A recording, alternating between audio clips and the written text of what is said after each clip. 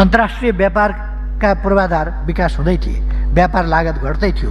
चोबारमा अन्तर्राष्ट्रिय प्रदर्शन स्थल सहितको सुक्खा बन्दरगाह निर्माण गरेका थियौँ। दशकौँसम्म चर्चामा रहेको भारतको मोतिहारदेखि नेपालको अमलेखगञ्जसम्मको पेट्रोलियम पाइपलाइनको निर्माण 17 महिनामा सम्पन्न गरेका थियौँ। मित्रराष्ट्र चीनसँग 7वटा बन्दरगाह प्रयोग र मित्रराष्ट्र भारतसँग आन्तरिक जलमार्ग हुँदै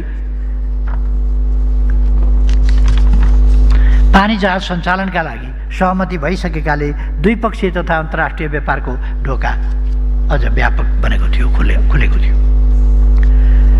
भूकम्पले क्षतविक्षत संरचनाको निर्माण शून्य अवस्थामा थियो। आवश्यक ऐन, नियम, कार्यविधि र मापदण्ड तर्जुमा गर्ने, सङ्गठन निर्माण गर्ने, जनशक्ति व्यवस्था गर्ने, आन्तरिक तथा बाह्य स्रोत जुटाउने तयारी पुरा गरिएको थियो। 7,58,793 निजी आवास, 6,447 विद्यालय भवन, 751 स्वास्थ्य संस्था, 586 पुरातात्विक सम्पदाको निर्माण गरिएको थियो। जोखिमपूर्ण बस्तीको पुनर्निर्माणका साथै महत्त्वपूर्ण भवनहरूको प्रबलीकरणको कार्य तीव्र गतिमा अगाडि बढाइयो। एक आर्थिक वर्षमा 10 किलोमिटरका दरले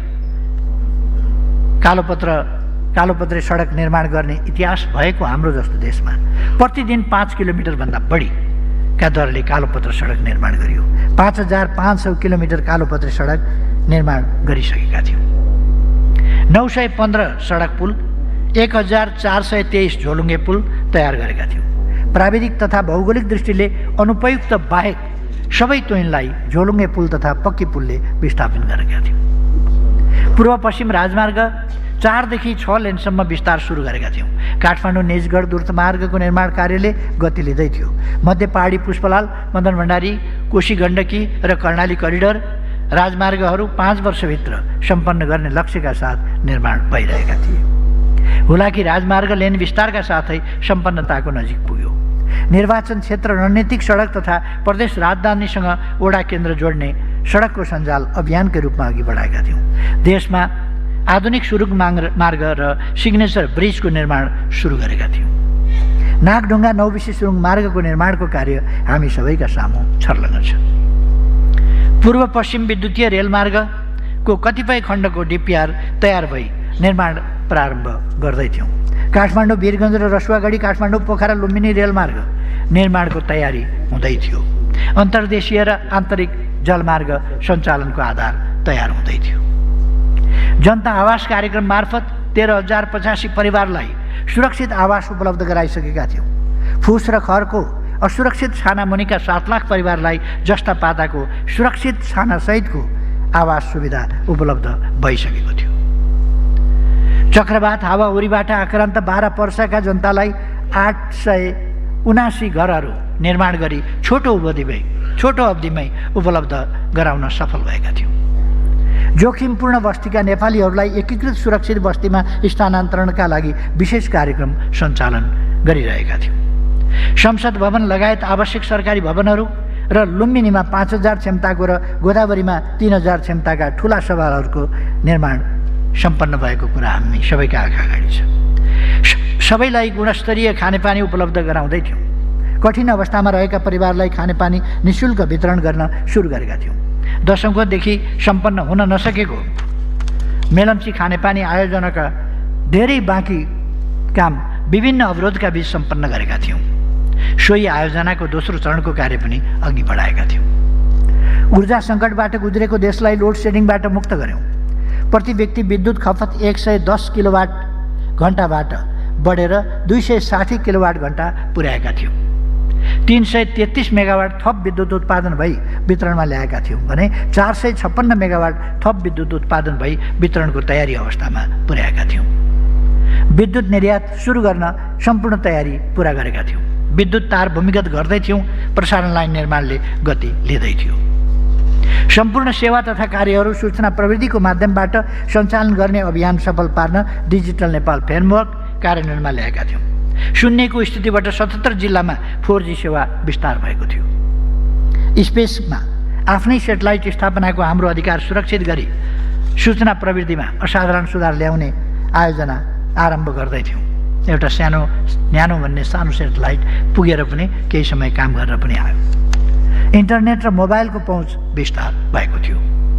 भूमि व्यवस्थामा रहेको समस्या समाधान गर्न र भूमिहीन सुकुम्बासी अव्यवस्थित बसोबासी मुक्त कमैया मुक्त हलियाहरूलाई आवास र रोजगारीको व्यवस्था मिलाउन 77 जिल्लामा आयोग गठन गरी कार्य अघि बढाइएको थियो। उपयोगिताका आधारमा भूमिको वर्गीकरण गरी भू उपयोग योजनाको आधारमा भूमिको प्रयोग गर्ने व्यवस्था कार्यान्वयनमा ल्याउँदै थियौँ। वृक्षारोपण र संरक्षणको अभियान चलाएका थियौँ। 3 करोडभन्दा बढी बिरुवा उत्पादन गरी वृक्षारोपणको कार्य अघि बढिरहेको थियो। 2500 वनमा आधारित साना तथा घरेलु उद्योग थप खुलेका थिए। काठको आयात 30%ले घट्दै थियो।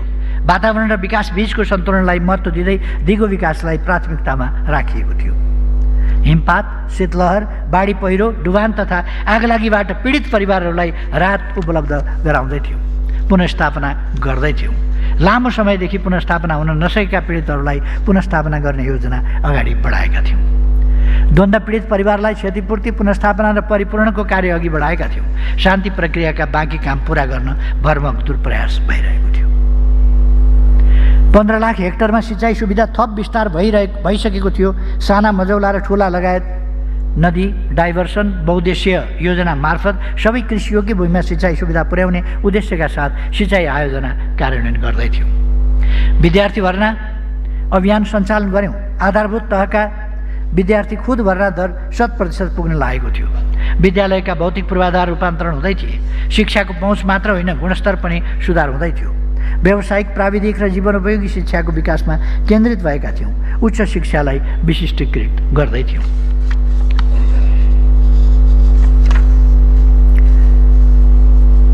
यति बेला सुनकोशी मरिन डाइभर्सन जस्ता 1,85,000 बिघा जमिन तराईको सिँचाइ हुने आयोजनाहरूदेखि लिएर यस्ता अनेकौँ आयोजनाहरूको मैले यहाँ धेरै चर्चा गरेको छैन। थुप्रै आयोजनाहरू।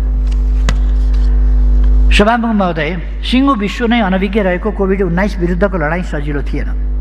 पहिला जनताको जीवन रक्षाको नीति लियौँ। रोकथाम, नियन्त्रण र उपचारका लागि सम्पूर्ण राज्य संयन्त्र, स्रोत र साधनहरू परिचालन गऱ्यौँ। परीक्षण सुविधा देशमै उपलब्ध गरायौँ। पहिले परीक्षण सुविधै थिएन, एउटा पनि त्यसको परीक्षण गर्न सक्ने ल्याब थिएन। पहिलो टेस्ट हामीले हङकङ पठाएर गरेका थियौँ।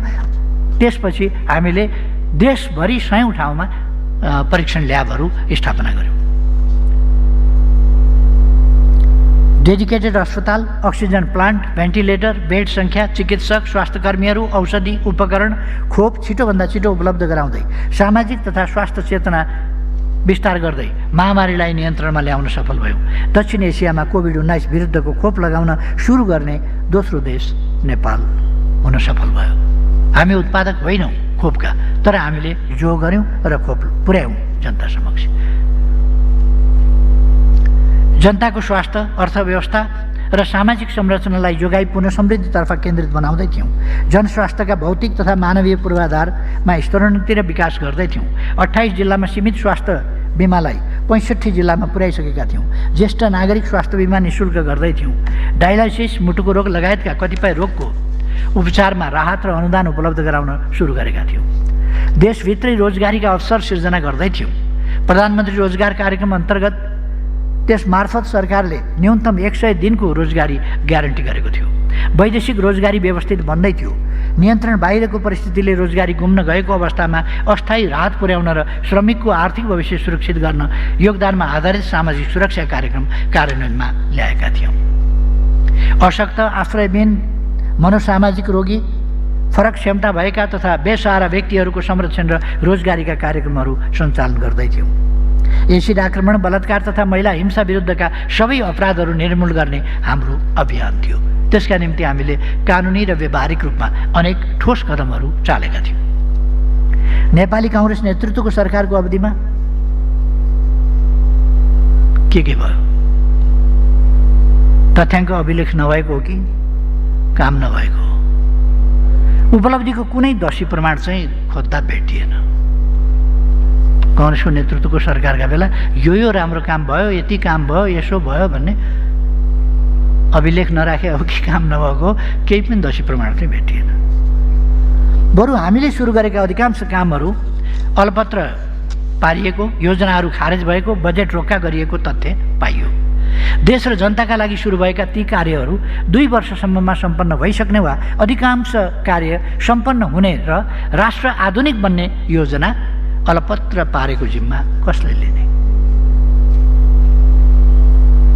फेरि पनि काङ्ग्रेस सरकारमा आउन बल गरिरहेका छौ। अलिक समय त हेर्नु सिक्नु नि।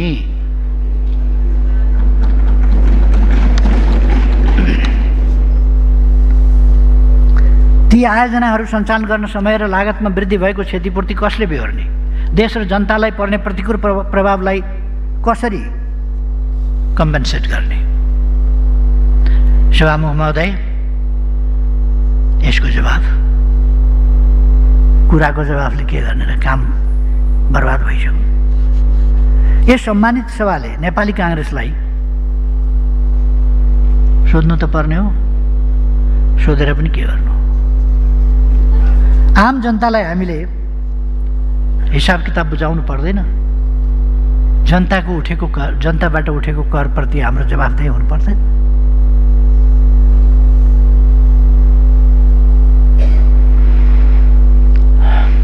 यी कुराहरूले जे बताउने तथ्यहरूले बताएको छ।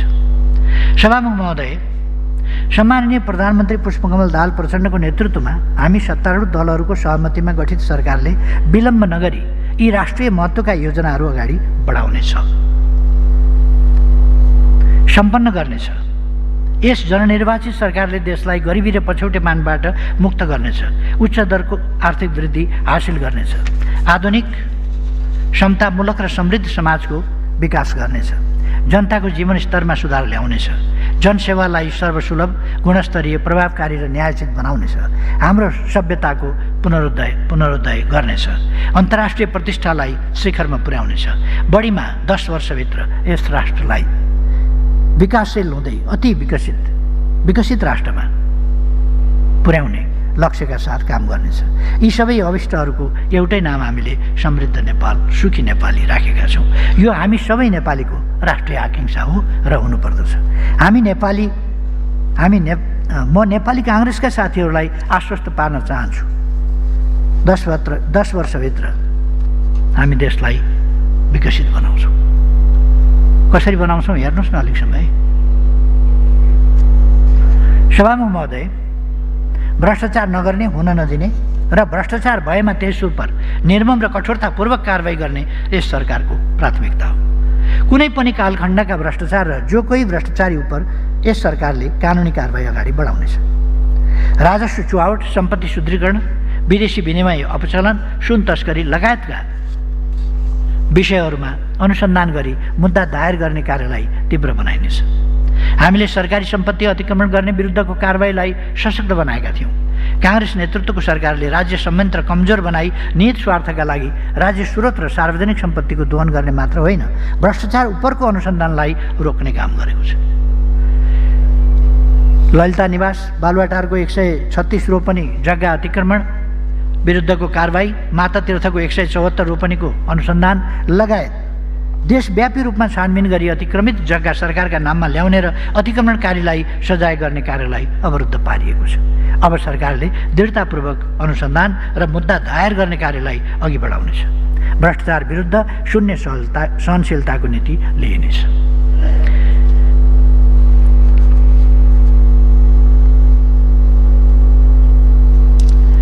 काङ्ग्रेस नेतृत्वको सरकारले कालो धनलाई वैधानिक बनाउने तथा सम्पत्ति शुद्धिकरण सम्बन्धी अनुसन्धानलाई फितलो बनाउने काम गरेका कारण मुलुक अन्तर्राष्ट्रिय जगतमा कालो सूचीमा पर्ने जोखिममा पुगेको रहेछ।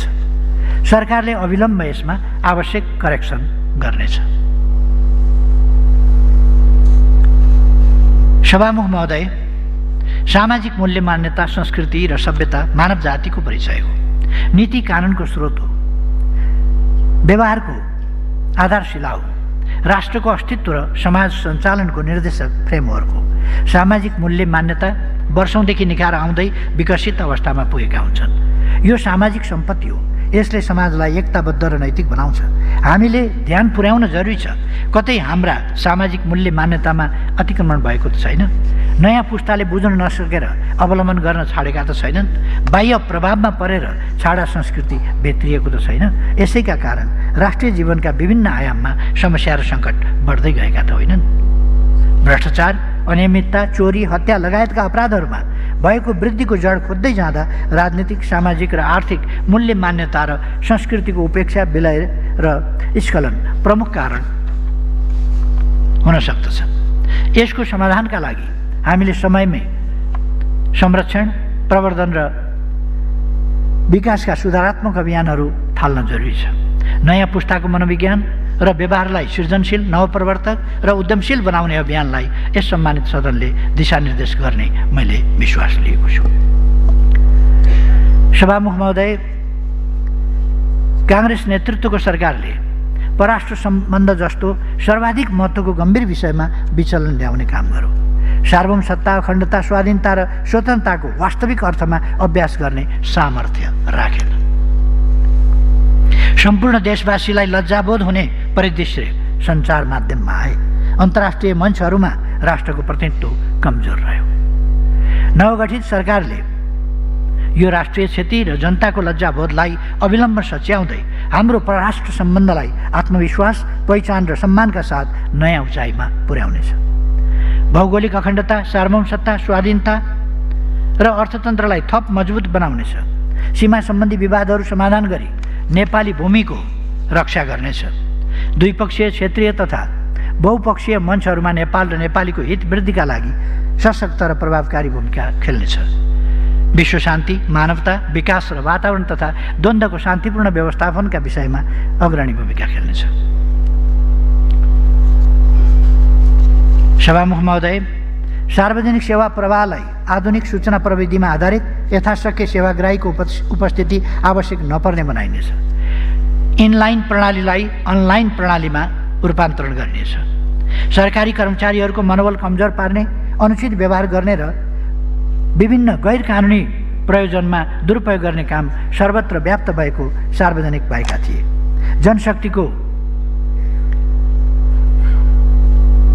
जनशक्तिको गम्भीर दुरुपयोग भएको विषयमा तत्काल छानबिन गरिनेछ।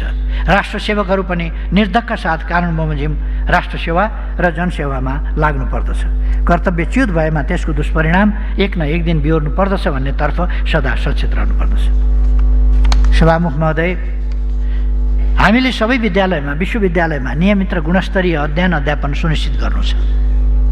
सबै अस्पताल तथा स्वास्थ्य संस्थाहरूबाट सबै नागरिकहरूलाई स्वास्थ्योपचार, औषधि र स्वास्थ्य चेतना अभिवृद्धिको ग्यारेन्टी गर्नु छ। सबैलाई स्वच्छ खानेपानी उपलब्ध गराउनु छ। सर्वसाधारण लगायत उद्योगी व्यवसायीहरूलाई आवश्यक विद्युत निर्बाध उपलब्ध गराउनु छ।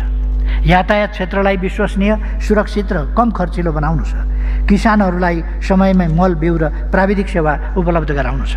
युवालाई स्टार्टअप बिजनेस, साना उद्योगहरू सुरु गर्न, आविष्कारहरू गर्न र ठुला व्यवसायतर्फ अग्रसर हुन प्रोत्साहन गर्नु छ। महँगी नियन्त्रण गर्नु छ। आपूर्ति प्रणालीलाई व्यवस्थित गर्नु छ। नागरिकता र राजधानी लगायत सरकारी कार्यालयहरूबाट उपलब्ध गराउने सबै सेवाहरू छिटो, कम खर्चिलो र अनलाइन प्रणालीबाट सम्मानजनक रूपमा उपलब्ध गराउनु छ। सर्वसाधारणलाई यी सेवाहरू पुर्याउन सरकारले चाल्ने कदममा यस गरिमामय सभाबाट दिशानिर्देश र थप प्रोत्साहन मिल्नेछ। सबै क्षेत्रबाट सरकारलाई सहयोग हुनेछ भन्ने कुरामा म विश्वस्त छु। कक्षा 1 देखि 12 सम्मका सामुदायिक विद्यालयहरूका विद्यार्थीहरूलाई आवश्यक पर्ने करिब 2 करोड 88 लाख पाठ्य पुस्तकहरू भर्नाकै वखत त्यसको विद्यार्थीका हातमा पुर्याउने काम गर्नुपर्छ र त्यो पुर्याउँ। आगामी वर्ष बालीका लागि किसानहरूलाई आवश्यक पर्ने 3,25,000 टन युरिया, 1,75,000 टन डिएपी, करिब 35,000 पोटास गरी करिब 5,35,000 टन रासायनिक मल भण्डारण गरी यस वर्षको वर्षे बाली लगाउनु अगाडि नै उपयुक्त समयमा आपूर्ति गर्ने प्रभावकारी व्यवस्था गरौँ। नेपाल एकीकृत व्यापार रणनीतिले पहिचान गरेका सम्भावनाका 16वटा वस्तुहरू र उदीयमान सम्भावनाका वस्तुहरू समेतको उत्पादन तत्काल ठूलो परिमाणमा बढाई निर्यात वृद्धि गरी देशलाई पिरोलेको व्यापार घाटा कम गरौँ। वार्षिक श्रम बजारमा प्रवेश गर्ने करिब 5 लाख जनशक्तिलाई लक्षित गरी रोजगारी सिर्जनामा लागौँ। उद्योग व्यवसायहरूका लागि अनुकूल वातावरण बनाऊ। कस्ट अफ बोरोइङ घटाऊ। सङ्क्रमणकालीन न्यायको बाँकी रहेको काम द्वन्द्वका पक्षहरू, पीडित तथा अन्तर्राष्ट्रिय समुदायको समेत चासोलाई ध्यानमा राखी सम्पन्न गर्न विलम्ब नगरौँ।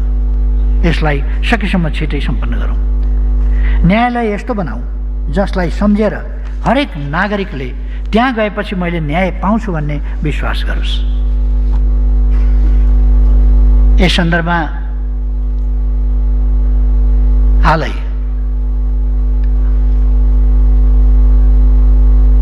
सम्मानित सर्वोच्च अदालतबाट एउटा फैसला भयो।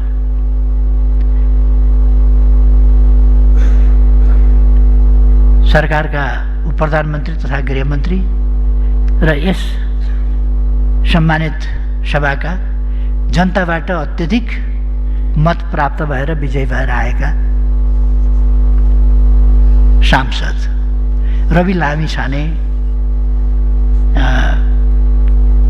को सम्बन्धमा सम्मानित सर्वोच्च अदालतबाट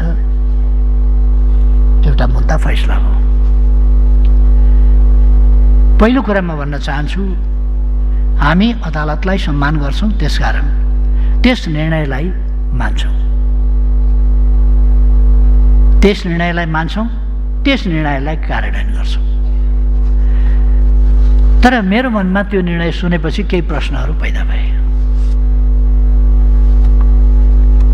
पहिलो, उजुरकर्ता व्यक्तिलाई के मर्का परेछ र उजुर गरे?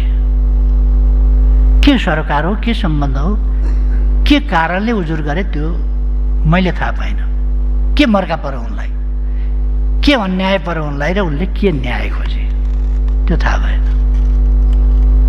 एउटा असम्बन्धित व्यक्तिले निवेदन गरेको देखिन्छ। अब एउटा अदालतको काम त न्याय दिने हो। यस फैसलाबाट कसले न्याय पायो त्यो मैले बुझिनँ।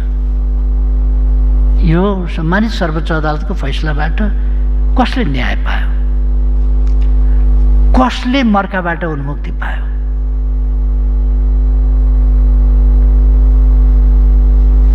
न्याय दिनका लागि अदालतको काम न्याय दिने हो। कसले न्याय पायो, कसलाई न्याय दियो त्यो त्यति बुझिएन। एउटा नागरिक राज्यको प्रहारको विषय हुन सक्दैन। राज्यले नागरिकलाई प्रोटेक्सन गर्नुपर्छ। यदि संविधान र कानुनको अफेन्स गर्यो, उल्लङ्घन गर्यो, त्यसबाट कहीँ कतै क्षति पुग्न गयो भने नागरिकलाई पनि रोक्नुपर्छ। कुनै व्यक्तिका, समूहका, संस्थाका, राज्यका कुनै हक अधिकारमाथि उल्लङ्घन भयो भने त्यो उल्लङ्घन गर्न पाइँदैन। संविधान मिच्न पाइँदैन। मिचेर केही अपराधिक क्रियाकलाप गर्न पाइँदैन। तर सम्मानित सर्वोच्च अदालतको फैसलाले कुनै सब्स्टेन्सियल इरर भन्दैन। तात्विक त्रुटि पनि तात्विक अर्थ राख्ने खालको भन्दैन, प्रक्रियागत त्रुटि। त्यो प्रक्रियागत त्रुटि शुक्रबार रवि लामिछानेको, जुन रवि लामिछाने पहिले नै आफ्नो स्ट्याटस सार्वजनिक गरिसक्या हो। दोस्रो, यहाँ ढोका खुला रहेछ भनेर फुत्त संसदमा पस्या होइन। ढोका खुला देखेर फुत्त पस्या त्यस्तो होइन। निर्वाचन आयोगमा उम्मेदवारी दर्ता गरेको, त्यसबेला उजुरी परेको, उजुरी ठिक नठहरेको, बदर भएको उम्मेदवार हुन पाउँछ, वैधानिक छ भनेर निर्वाचन आयोगले उम्मेदवारी सदर गरेको, अनि चुनाव लड्दा अत्यधिक सार्वभौम सत्ता सम्पन्न जनताले अत्यधिक मतले आफ्नो प्रतिनिधि छानेको गयो के बापत भन्दा एउटा प्रोसिड्युरल एरर, प्रक्रियागत त्रुटि हुन गएछ। त्यतिमा सांसद गयो, पार्टी अध्यक्ष गयो, गृहमन्त्री गयो, उपप्रधानमन्त्री गयो, धेरै चिजमा धक्का पर्यो। न्याय भयो कि भएन? रवि लामिछानेलाई न्याय भएन भने न्याय कसलाई चाहिँ भयो त? कसले पायो न्याय? फैसलामा न्याय त कतै हुनुपर्ने होला। कसले न्याय पायो? मैले खोजेँ, न्याय पाउने कोही पनि देख्दिनँ, न संस्था, न व्यक्ति, न समुदाय, न कोही पनि देख्दिनँ। बुझिन सक्नु खालको जस्तो लाग्यो मलाई।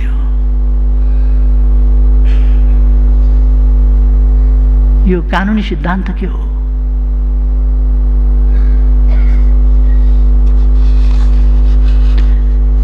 मैले अघि माथि नै भनेको छु, हामी सम्मानित सर्वोच्च अदालतको फैसलालाई मान्छौँ। रवि लामिछानेसँग मेरो कुनै न सङ्गठनात्मक न वैचारिक केही पनि संलग्नता छैन, नाता सम्बन्ध पनि केही पर्दैन, मेरो पार्टीको पनि होइन।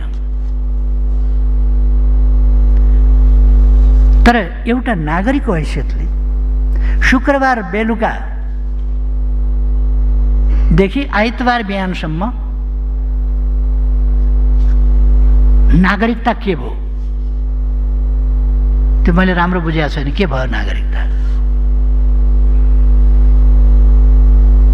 आइतबार बिहान फेरि पुरानै नागरिकता पुरानै मितिमा जारी छ। उही नागरिकता जारी छ, पुरानै मितिको पुरानै नागरिकता जारी छ। शुक्रबार बेलुकादेखि एउटा बिदाको दिन, शुक्रबार पनि बिदा भइसकेपछिकै अवस्थाको फैसला, कार्यालय खुल्दाखेरि नागरिकता प्राप्त भइसकेको छ अर्को दिन। यो बिदाका दिनका बीचको प्रोसिड्युरल त्रुटिका कारणले पर्सि आइतबार सच्याएर ल्याऊ भने भए पुग्थ्यो होला। प्रक्रियागत त्रुटि,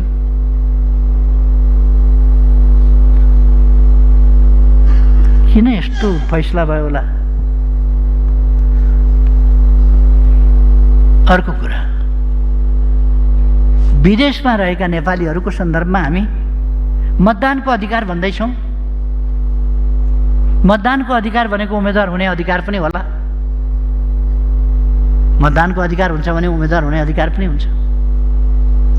उम्मेदवार हुने अधिकार हुन्छ भने हामी पासपोर्ट, भिसा, नागरिकता अथवा पिआर के को छानबिन गर्छौँ। त्यो बीचमा निर्वाचन आयोगले त छानबिन गरेकै हो त। अस्ति निर्वाचन आयोगले छानबिन गरेर उम्मेदवार हुन उपयुक्त छ भनेर सदर गरेकै हो त उम्मेदवारी।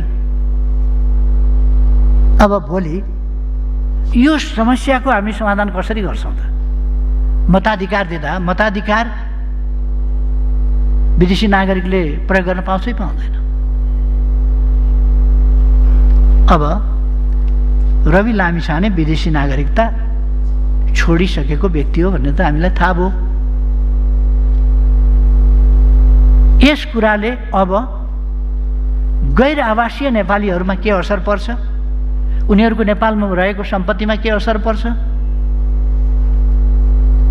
आदि अनेक प्रश्नहरू होलान्। यसले दूरगामी अर्थ के राख्छ?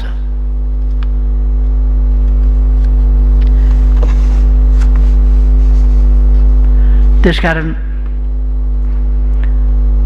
यी विषयहरूमा हामी अलिकति गम्भीर हुनुपर्छ कि हामीले स्पष्ट हुने गरी कानुन निर्माण गर्नुपर्छ कि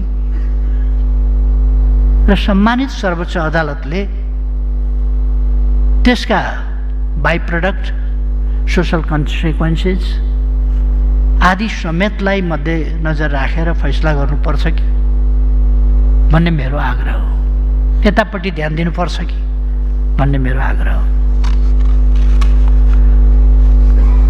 अहिले राजनीतिक मुद्दाहरू फिर्ता लिने र राजनीतिक बन्दीहरूको रिहाईको प्रश्न चलिराखेको छ।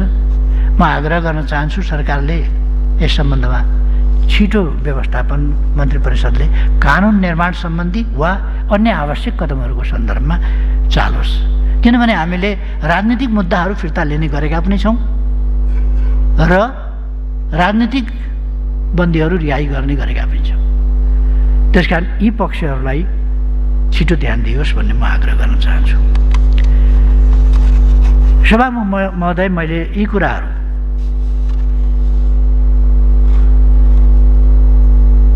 अघि नै पनि प्रश्न उठिसकेको छ, भोलि पनि प्रश्न उठ्न सक्छ, पर्सि पनि प्रश्न उठ्न सक्छ। आधिकारिक ढङ्गले बोल्यो, सरकार बोले चाहिँ बोल्यो भनेर एउटा पोलिटिकल लिडरले पोलिटिकल पोलिसीहरू धर्मर भएर एउटा गीतमा जाउँ कता जाउँ भने जस्तो कता जाउँ गरेर बोल्दैन, क्लियर कट धारणाका साथ बोल्छ। र मैले पनि हामीले गरेको न्यूनतम साझा नीति कार्यक्रम तथा सम्माननीय प्रधानमन्त्रीज्यूले केही दिन अगाडि यसै रोस्टमबाट जुन प्रतिबद्धता खुलस्त राख्नुभएको छ, ऊ त्यही कुरा समेतलाई आधार बनाएर र मेरो पार्टीका